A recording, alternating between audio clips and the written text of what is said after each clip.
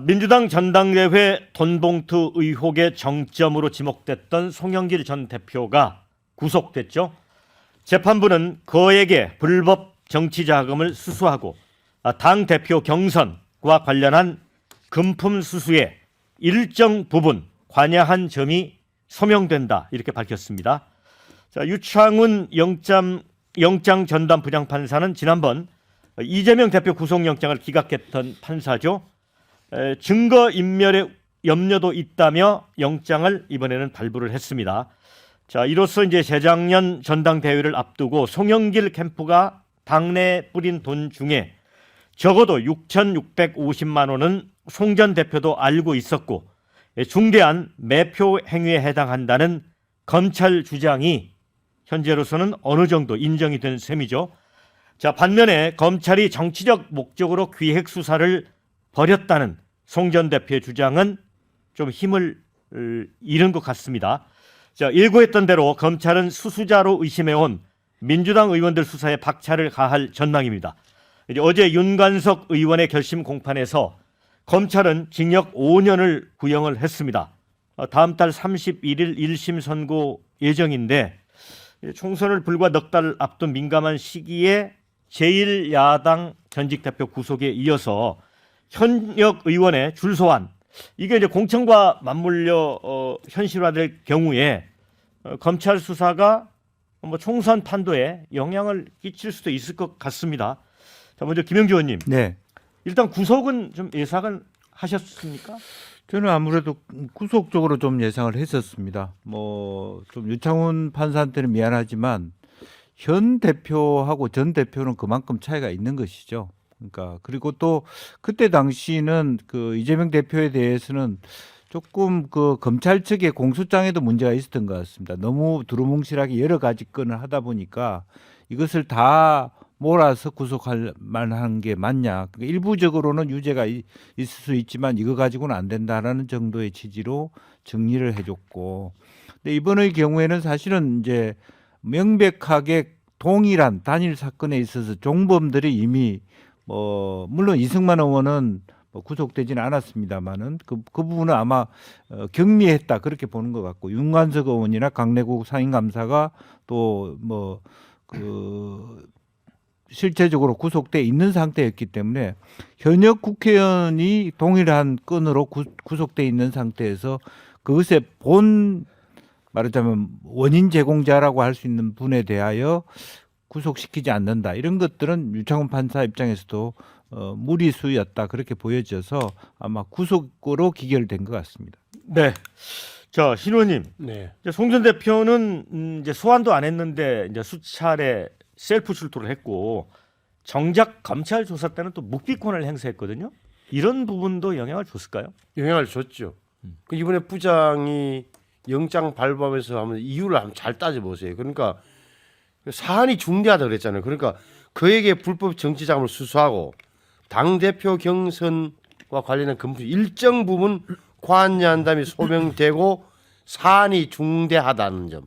두 번째가 말씀하신 대로 수사 과정에서 보여준 송영길 전 의원의 행태가 증거인멸 염려가 많다고 판단한 거예요. 그 증거인멸 염려거든. 그러니까 부르지도 않았는데 가서 셀프 출두해가지고 사진 찍고, 그 다음에 일련의 과정에서 보면 뭐랄까 검찰과 특히 법원은 아니지만 검찰을 굉장히 압박했던 이런 모습이 법원이 판단하기에도 저 사람은 문제가 있다고 본 거죠. 말씀하셨던 대로 이정근 어차피 전 사무부총장의 녹음 파일에서 연유됐던 거고, 제가 보기에는 조사받는 과정에서 굉장히 검찰에 협조적으로 진술했을 거예요. 있는 그대로 다 틀어놨다는 말이죠. 거기에 반해서 본인이 저런 식으로 정치적으로 피해가려 하는 행태에 대해서 법원은 좋지 않은 시각을 가했음이 분명해요. 자, 우리 설 변호사. 네. 이제 민주당 입장에서는 이제 관련된 이제 현역 의원들의 줄 소환이 예상이 되잖아요. 네네. 이게 이제 공천 작업하고 또 맞물려 가는데 네. 이런 것들이 어떻게 또 파장을 불 것도 같아요. 글쎄요. 저는 일단 뭐 수사는 될 것으로 보입니다. 일단 왜냐하면 특히나 이런 전당대회에서 돈봉투 사건이라든지 이런 부분에서 과거 전례를 비춰보더라도 어떤 수수자가 나오는 게 가장 중요하거든요. 그러니까 과거에 박기태 의장 사건에서도 고승덕 의원이 자기가 받았다라고 해서 이미 자신이 스스로 어떤 뭐 받았다는 것을 입증을 하면서 신고를 했기 때문에 그 사건 자체가 이루어졌던 것이거든요. 그래서 당시에 박기태 의장 같은 경우에는 이제 집행유예 형을 받았습니다만은 저는 그러한 부분에서라면 이번에도 당연히 소환 조사가 이루어질 것인데 이번에는 다른 것은 뭐냐면 수수자가 없다는 거예요.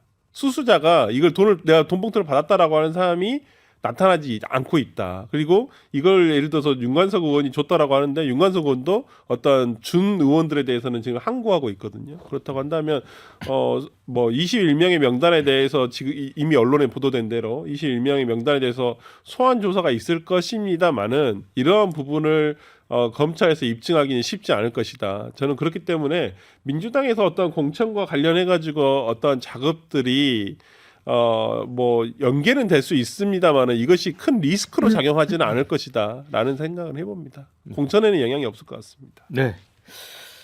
자, 신은기 변호사.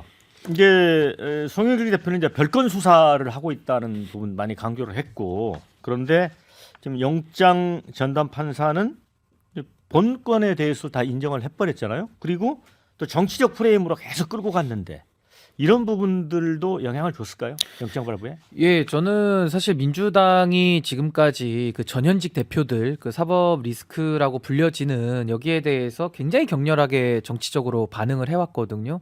저는 한동훈 장관에 대해서 같은 문제의식이 있기는 있습니다만은 결국 그 문제의식과는 별도로 또 있는 범죄 혐의에 대해서는 또 검찰이 수사를 또 해야 될 책임이 있는 그런 기관이기 때문에 저는 모든 것을 갖다가 다 정치화해버리는 것은 오히려 민주당에도 좋지가 않다. 이것을 좀 선별해가지고 좀 잘 따졌어야 되는데 모든 걸 덮어놓고 검찰이 기획했다. 심지어 과거에 김남국 의원이 코인했을 때도 검찰의 기획수사 뭐 이런 얘기까지 할 정도로 너무 지나쳤거든요. 그래서 저는 그 후과를 좀 누리고 있는 것이다. 전 이렇게 보고요. 검찰 수사가 자기 편 감싸주기, 그러니까 덮어주는 거죠. 그것도 문제지만은 또 특정인에 대해서 과도하게 수사하는 거, 이 두 가지는 늘 검찰의 문제점으로 지적되어 왔는데 지금 뭐 민주당이 제기하듯이 윤석열 검찰이 사실 편향적인 것도 맞거든요. 근데 그 편향적인 건 편향적인 대로 우리가 지적을 하더라도 송영길 사건에 관해서는 지금 검찰의 수사가 일정 부분은 지금 법원의 구속영장 발부를 통해서 동력을 얻은 건 또 사실입니다. 그래서 설주한 변호사님 말씀하신 대로 지금 뭐 줬다는 사람도 두루뭉술하고 또 받았다는 사람들 이제 밝혀져야 될 부분이 있기 때문에 전 이제는 본격적으로 민주당에 대한 좀 전방위적인 수사가 좀 이루어질 수밖에 없다. 불가피하다. 저렇게 봅니다. 네. 댓글 몇 건 소개를 해드리고 저희 KBC 여론조사로 넘어가도록 하겠습니다. 자, 이런 글이 있습니다. 도덕성을 바라는 국민들의 기대치가 큽니다. 옛날식 정치는 이제 그만합시다. 이런 의견이 있고요. 돈봉투에 연루된 의원들 떨고 있나? 이런 댓글. 다음 선거 때는 돈봉투 명단에 올라간 얼굴들은 못 보겠네요. 자, 국민 혈세 받고 일하는 공직자면 누구나 부패에 응당한 대가를 받아야 합니다. 이런 글이 있습니다. 그리고 마지막 이 댓글, 이게 민주당에게 하는 얘기 같습니다. 전직 당대표가 전당대회에서 돈봉투 돌리다 걸려서 구속됐는데 왜 민주당은 그 흔한 사과 논평 한 줄 없습니까? 이런 의견이 있습니다. 다른 주제로 넘어가기 전에 앵커께서 말씀하신 마지막 부분인데 이게 의미가 이게 2년 6개월, 2년 반 전의 일이잖아요. 2021년 5월 전당대회인데 그때 되돌아볼 필요가 있는 게 송영길 당시 후보가 0.59%로 이겼어요. 누구한테? 홍영표한테. 홍영표 의원이지. 그래서 기억해야 될 사실이 대의원에서는 송영길이 이겼고 당원 여론조사에 송영길이 이겼는데 권리당에서는 홍영표 의원이 이겼다고. 0.59% 사이였어요. 이 대목이 중요한 이유가 이렇게 물론 개량은 안 되지만 이런 돈봉투에 힘이 있을 거라는 게 개량은 안 돼요. 하지만 0.59% 차이라니까 이게 송영길 대표가 되고 그다음에 경선 관리를 하고 그 과정에서 이재명 지사가 도의사가 그해 7월달 경선 과정, 9월달에 뽑히는 이 과정을 볼라 치면 당시 홍영표 의원이 만약 됐더라면 이재명 후보가 탄생했을까 이런 의문을 갖게 된다면 굉장히 의미심장한 사건이기도 한 거예요 이게. 네.